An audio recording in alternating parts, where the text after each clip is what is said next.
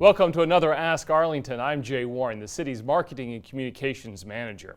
Ask Arlington is a show dedicated to answering the questions that you have about what's happening right here in our city. And on this episode, we're going to be focusing on ways to keep Arlington's neighborhoods looking beautiful. And here to help us do that today is Field Operations Manager Brian Doherty with the Co-Compliance Services Division here. And Brian, we really do appreciate you being with us to answer some of these questions. Glad to be here. Thank you. There's some really good questions came in from our residents, and so we'll try and get through as many of those as we can today. We know this is an important topic for many people, residents, businesses, and the city. We want to keep Arlington looking beautiful. So let's get to those questions. And our first one comes to us from Christy. Christy writes into us saying, are there codes regarding outdoor lighting in front of houses? Her biggest concern is that her block gets pretty dark at night, and that makes her nervous while walking on her block with only one or two houses maybe having lights on outside. Is there an answer to that, Brian? Yeah, that's a concern that we've heard before. We can regulate it on multifamily properties with apartment complexes. However, on residential, we don't have any ordinances that control that, but she can submit inquiries to the Public Works Department, or by all means send them to us and we can get it to Public Works, where they can maybe look at adding a street light or what they're able to do to assist. Okay, sounds good. Brian, Courtney has lived in her Clover Park neighborhood for about 20 years now, so she's a longtime Arlington resident. She says her neighbors actually live in Duncanville and have never lived in the house next door to her. Courtney says that this house is rotting away, and she's wondering, is there anything that can be done to beautify the unoccupied homes in the neighborhood or in Arlington? Yeah, to some extent. There's several issues there that we can address with our ordinances. If there's flaking paint or siding coming down, we have improper weather protection that we can take enforcement on, whether write citations and notices. If the grass gets too high, we can mow that and bill the owner. There are some measures that we can take. If it's in a very bad state, we can have our dangerous building program work it, and if necessary, would need to demolish it.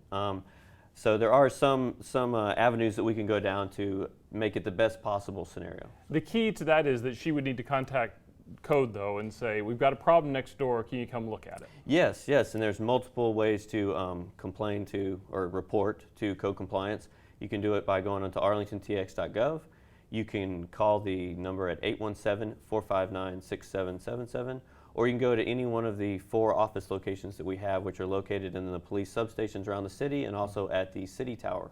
Okay, sounds good. All right, well, our next question comes to us from Kathy Ward Backer. And Kathy says, by the way, she's a very loyal and active Facebook follower for us, so we want to be sure to thank her for that. We do appreciate it. She wants to know why the city allows people to park their recycling bins in front of their houses. They're not supposed to do that except on recycling day, right? Yes, and it's a relatively new issue because the recycling bins are pretty new to the city. But yes, they need to be stored up by the house on days that aren't being picked up, and that is an issue that we can address, and we do.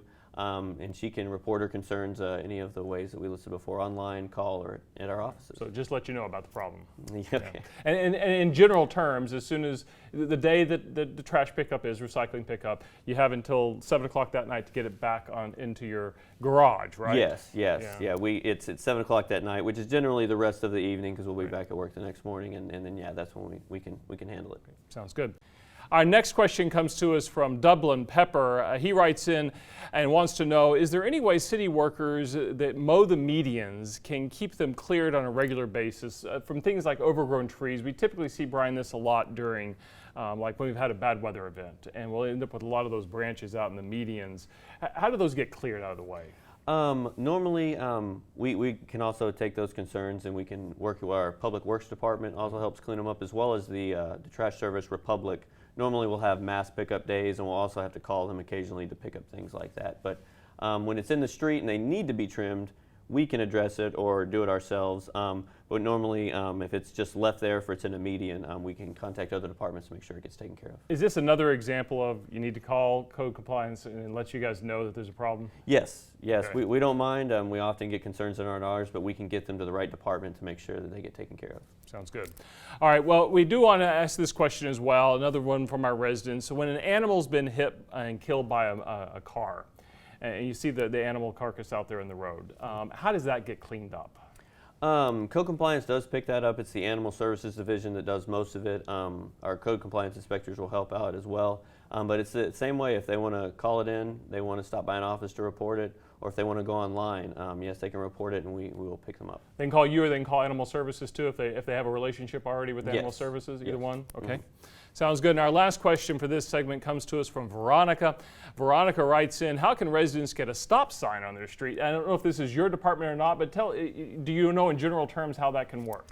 Yes, they can also they can report it to us. We'd redirect them to Public Works that would handle that. Okay. But if they go through any one of those avenues, the call center could get them in the right direction. Online, they have a request form and it kind of outlines everything they need to do, and they would see that, oh, stop sign, Public Works, and they can get taken care of that way. But one way or another, yeah, we'll gladly take care of them. That request form is on our website, arlingtontx.gov, so check that out if you'd like to. And we want to end with this compliment we receive when we post our question on this topic. It comes to us from Cecilia Romero.